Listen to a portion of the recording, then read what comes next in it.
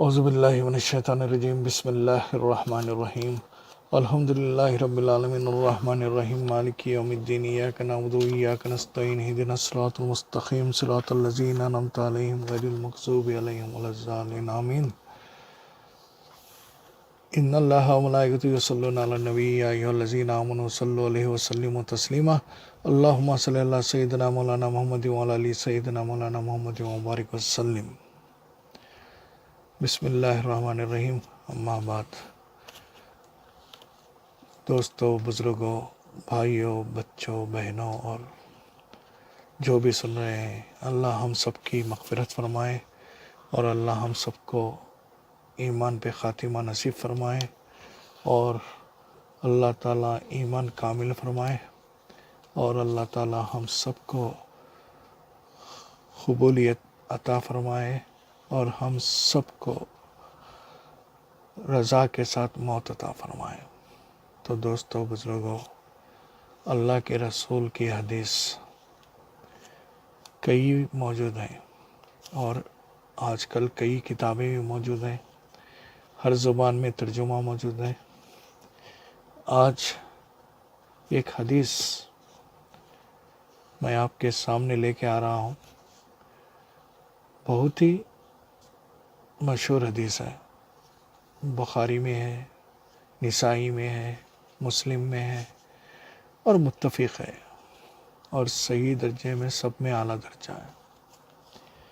اس حدیث کو حدیث جبرائیل بولتے ہیں اور اس حدیث جبرائیل اس لیے کہتے ہیں کہ اس حدیث میں خود حضرت جبرائیل علیہ السلام انسان کی شکل میں حاضر ہوتے ہیں۔ یہ بات گہرائی کے ساتھ سننا ہے اور سمجھنا ہے۔ حدیث جبرائیل اس لیے کہتے ہیں کہ اس حدیث میں ایک سوال کرنے والے کی حیثیت سے ایک انسان کی شکل میں حضرت جبرائیل خود وارد ہوتے ہیں، خود صلی اللہ علیہ وسلم کے سامنے آ جاتے ہیں اور مسلم کی اور بخاری کی حدیث ہے۔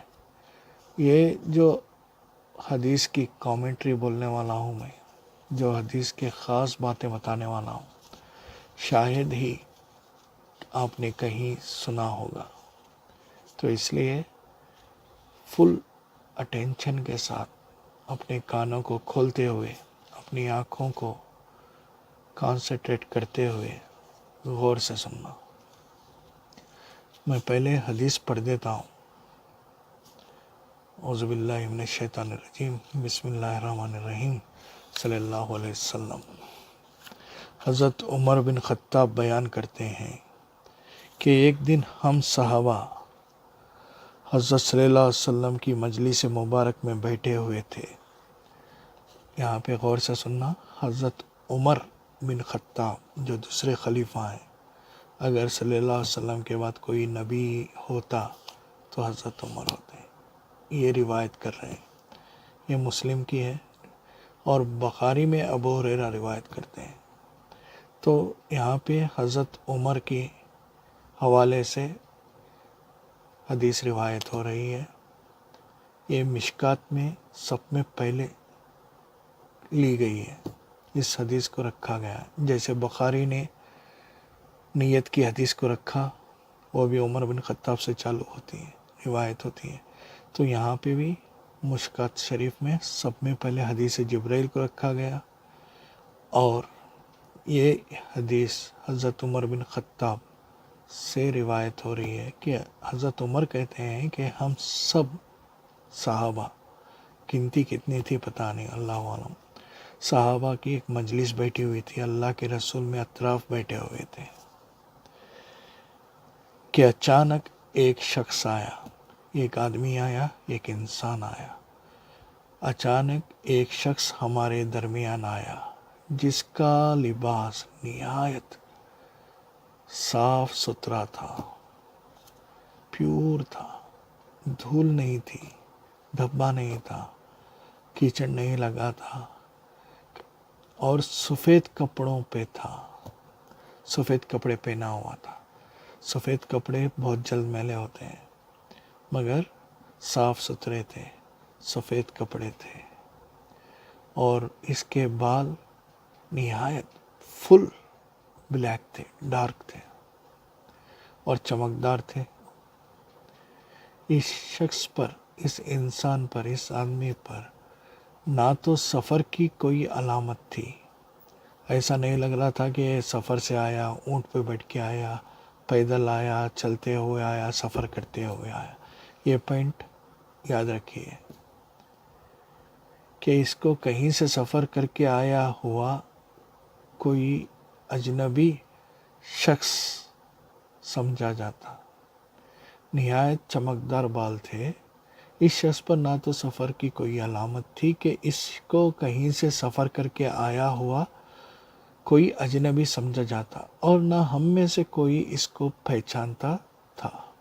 حضرت عمر کے الفاظ ہیں، جس کا یہ مطلب تھا کہ وہ کوئی مقامی شخص، لوکل آدمی نہیں تھا یا کسی کا مہمان بھی نہیں تھا۔ بہرحال وہ انسان صلی اللہ علیہ وسلم کے اتنے قریب آ کر بیٹھ گیا کہ آپ کے نیز گھٹنوں سے اپنے گھٹنے ملانے لگے، نیز ملانے لگ گیا، اتنا قریب آ کے بیٹھ گیا، جیسے جان پہچان پرانی ہوتی ہے ایسا آ کے بیٹھ گیا۔ اللہ کے رسول بیٹھے ہوئے تھے، سیدھا مجموعے میں سے آ گیا، سیدھا گروپ میں سے آ گیا، آ کے سامنے بیٹھ گیا صلی اللہ علیہ وسلم کے، اور اپنے دونوں ہاتھوں اپنی رانوں پہ رکھ لیے۔ یہاں پہ ایک پوائنٹ نوٹ کرنا ہے، نسائی کی ایک روایت ہے، وہاں پہ کہتا ہے کہ اللہ کے رسول کے گھٹنوں کو چھو رہا تھا، نیز کو چھو رہا تھا اپنے ہاتھوں سے، جیسا ایک سعادت مند شاگرد، اسٹوڈنٹ ٹیچر کے سامنے بیٹھ جاتا ہے ادب سے۔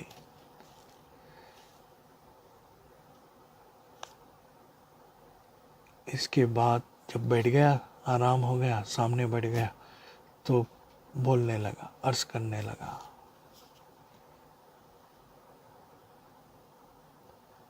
اے محمد صلی اللہ علیہ وسلم، مجھ کو اسلام کی حقیقت سے آگاہ کیجیے۔ صلی اللہ علیہ وسلم نے فرمایا، اسلام یہ ہے کہ تم اس حقیقت کا اعتراف کرو اور گواہی دو کہ اللہ کے سوا کوئی معبود نہیں اور محمد اللہ کے رسول ہیں، اور پھر تم پابندی سے نماز پڑھو، زکوٰۃ عطا کرو، رمضان کے روزے رکھو اور بیت اللہ کا حج کرو۔ اس شخص نے سن کر حضرت صلی اللہ علیہ وسلم سے فرمایا، آپ نے سچ فرمایا۔ حضرت عمر کہتے ہیں کہ اس پر ہمیں تعجب ہوا کہ یہ پہلے دریافت کرتا ہے، پھر آپ کے جواب کی تصدیق کرتا ہے۔ تو پھر اس شخص نے پوچھا، اس آدمی نے پوچھا، اس انسان نے پوچھا، اے محمد، اب ایمان کی حقیقت بتائیے، اب ایمان کی حقیقت بتائیے۔ تو آپ صلی اللہ علیہ وسلم نے فرمایا، ایمان یہ ہے کہ تم اللہ کو، اس کے فرشتوں کو اور اس کی کتابوں کو، اس کے رسولوں کو اور قیامت کے دن کو دل سے مانو، قیامت کے دن کو دل سے مانو، اور اس بات میں یقین رکھو کہ جو کچھ برا بھلا جو کچھ پیش آتا ہے وہ سب تقدیر کے مطابق ہوتا ہے۔ اس شخص نے سن کر کہا، آپ صلی اللہ علیہ وسلم نے، حضرت محمد رسول اللہ صلی اللہ علیہ وسلم نے سچ فرمایا۔ پھر بولا، اچھا اب مجھے یہ بتائیے کہ احسان کیا ہے؟ تو حضرت محمد صلی اللہ علیہ وسلم نے فرمایا، احسان یہ ہے، یہ بات یاد رکھنا بہت ضروری ہے مومن کے لیے، مسلمان کے لیے، یہ بات یاد رکھو۔ پھر اللہ کے رسول نے کہا، جواب عطا فرمایا، کیا تھا سوال؟ احسان کیا ہے؟ تو اللہ کے رسول نے فرمایا کہ احسان یہ ہے کہ تم اللہ کی عبادت اس طرح کرو گویا تم اس کو دیکھ رہے ہو. احسان یہ ہے کہ تم اللہ کی عبادت اس طرح کرو گویا تم اس کو دیکھ رہے ہو. اور اگر ایسا ممکن نہ ہو تو پھر یہ دھیان میں رکھو کہ وہ تمہیں دیکھ رہا ہے.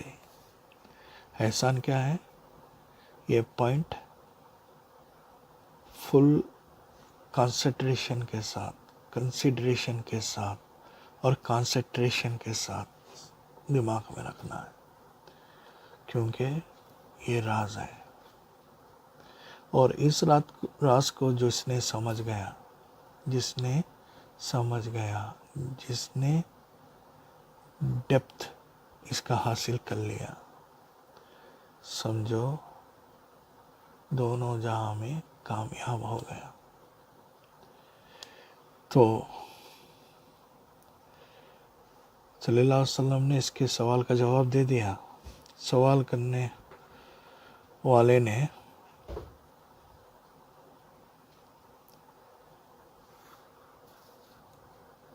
پھر سوال صلی اللہ علیہ وسلم نے فرمایا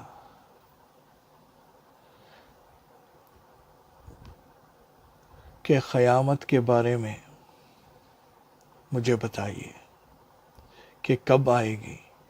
آپ صلی اللہ علیہ وسلم نے فرمایا اس بارے میں جواب دینے والا سوال کرنے والے سے زیادہ نہیں جانتا. یعنی قیامت کے متعلق کہ کب آئے گی میرا علم تو تم سے زیادہ نہیں ہے.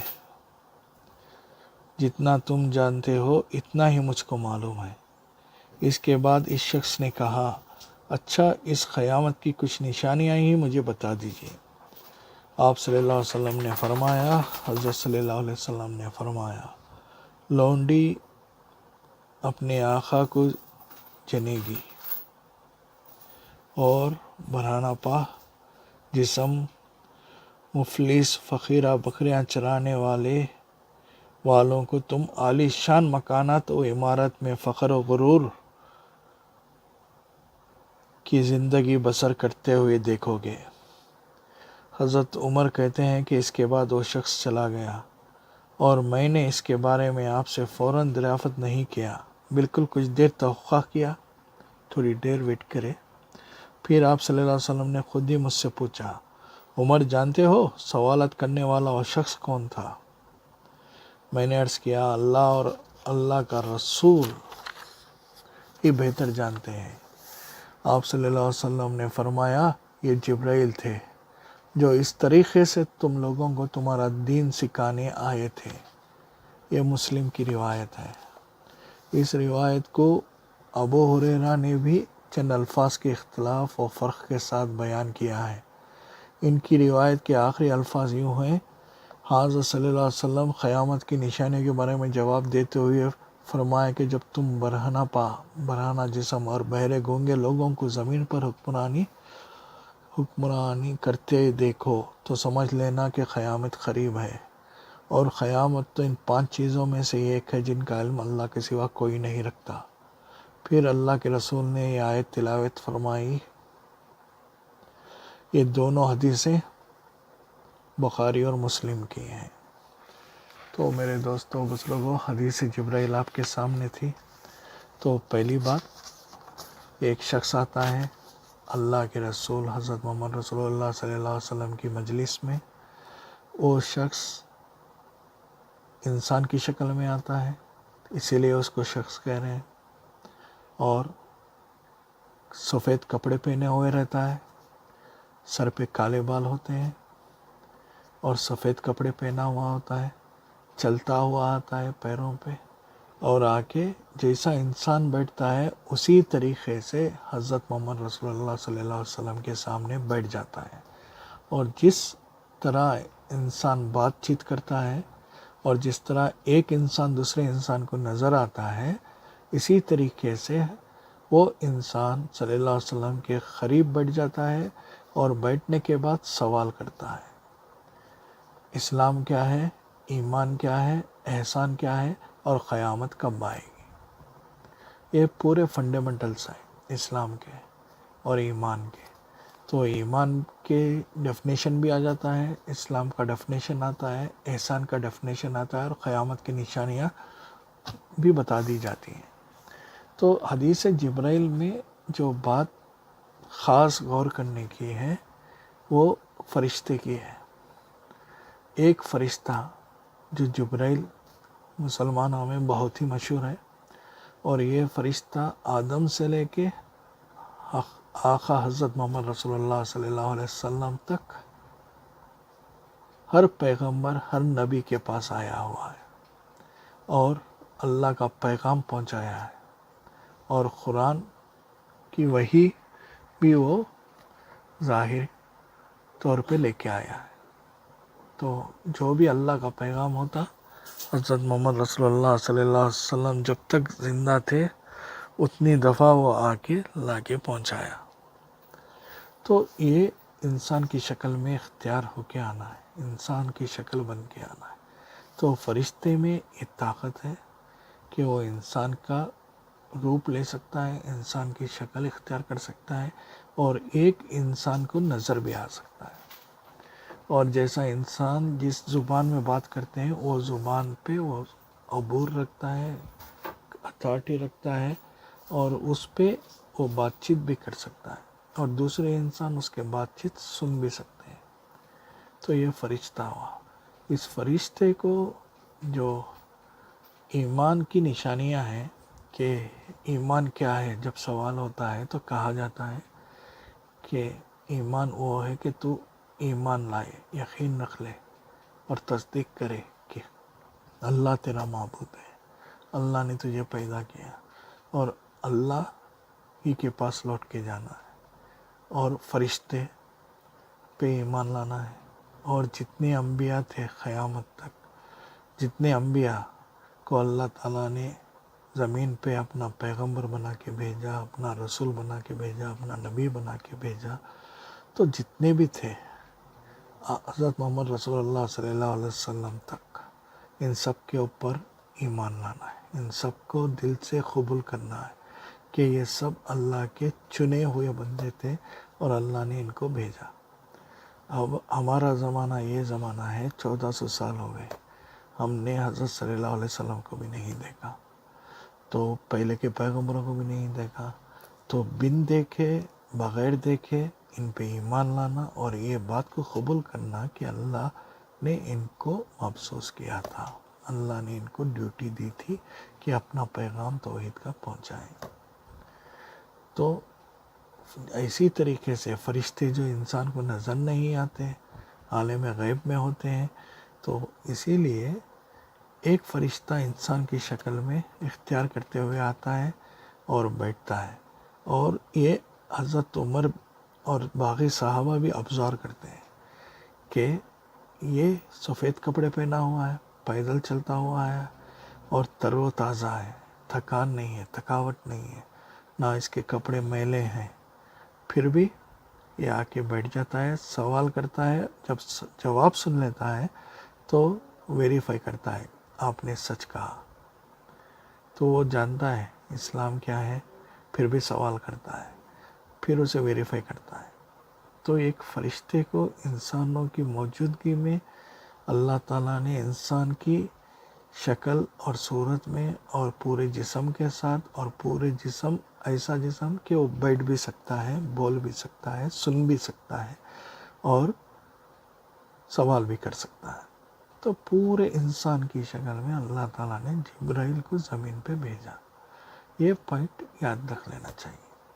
تو ایمان اور اسلام یہ تو کامن ٹرمز ہیں، آپ اچھی طریقے سے جانتے ہیں۔ احسان کا جو ورڈ ہے اس پہ تھوڑی سی بات سن لو۔ احسان کیا ہے؟ تو اللہ کے رسول بولتے ہیں کہ تیری عبادت ایسی ہو کہ تو اللہ کو دیکھ رہا ہے۔ یہ اس کا مطلب یہ نہیں کہ بہت سے لوگ بہت سی شرائیں کر دیتے ہیں، الگ الگ قسمیں بتاتے ہیں، حضور قلب ہونا چاہیے، یہ احساس ہونا چاہیے، اور اس طریقے سے یہ حاصل ہوتا ہے، وہ ایسا ہوتا ہے. سمپل سی بات ہے کہ اللہ کو دیکھ رہا ہے. اب کلمہ پڑھ چکے، عمر 20 کی ہو گئی، 15 کی ہو گئی، 10 کی ہو گئی، عبادت شروع ہو گئی، نماز پڑھ رہے ہیں، قرآن پڑھ رہے ہیں، زکوٰۃ دے رہے ہیں، حج کر رہے ہیں، روزے رکھ رہے ہیں، سب کچھ کر رہے ہیں. تو جب کلمہ ہو رہا ہے، ادا ہو رہا ہے زبان سے، لا الہ الا اللہ محمد رسول اللہ، یہ ڈکلیئر ہو رہا ہے دیر از نو گاڈ بٹ اللہ. تو جب تک آپ باقی گاڈوں کو نہیں دیکھے ہوں گے تو ان کو دیکھنے کے بعد ہی تو ہے نا آپ ڈکلیئر کرو گے دیر از نو گاڈ بٹ اللہ. آپ تو ہندوستان میں پیدا ہوئے، بہت سے لوگ مورتیاں بنا لیتے ہیں، بہت سے لوگ مورتیوں کو اپنا گاڈیسز وغیرہ بولتے ہیں. تو ہم لوگ کیا کرتے ہیں؟ دیر از نو گاڈ بٹ اللہ. تو ہر ایک کا انکار اور اللہ کو سامنے رکھتے ہیں. احسان کی کیفیت کیا ہے کہ ہم اس طرح سے اللہ کی غلامی میں داخل ہوں گے کہ ہم اپنے اللہ کو اپنی آنکھوں سے، اپنے دل سے اور اپنی روح سے دیکھتے ہوئے اقرار کریں گے کہ تیرا جیسا اور کوئی خدا نہیں ہے. تو ہم تیری غلامی میں آ رہے ہیں اس بات کا اقرار کرتے ہوئے کہ ہم تجھے جانتے ہیں، ہم تجھے دیکھتے ہیں، اور ہم تیری ہر ایک حکم کو مانتے ہیں. اور ہمیں یہ عقیدہ بھی ہے اور اس بات کا یقین بھی ہے کہ ہم تیرے پاس لوٹ کے آئیں گے. اور عبادت زندہ خدا کی ہوتی ہے جو ہمیشہ زندہ ہے اور جو ہمیشہ سے زندہ ہے. نہ اسے تھکان آتی ہے، نہ اسے نیند آتی ہے، نہ وہ کبھی آپ سے لاپرواہ ہوتا ہے. تو بھائی، احسان کی کیفیت اور حدیث جبریل کا دوسرا پارٹ دیکھنے نہ بھولنا. انشاءاللہ ان ڈیپتھ جبریل کے بارے میں بات ہوگی، ایمان کے بارے میں بات ہوگی، اور احسان کے بارے میں بات ہوگی، قیامت کے بارے میں بھی ہوگی. انشاءاللہ سیکنڈ ایپیسوڈ مس مت کرنا. اللہ سے دعا ہے مجھے اور آپ کو سننے سے زیادہ، بولنے سے زیادہ، پڑھنے سے زیادہ عمل کرنے کی توفیق عطا ہو، اور اللہ ہم سب سے راضی ہو جائے. وآخر الدعوانا الحمدللہ رب العالمین.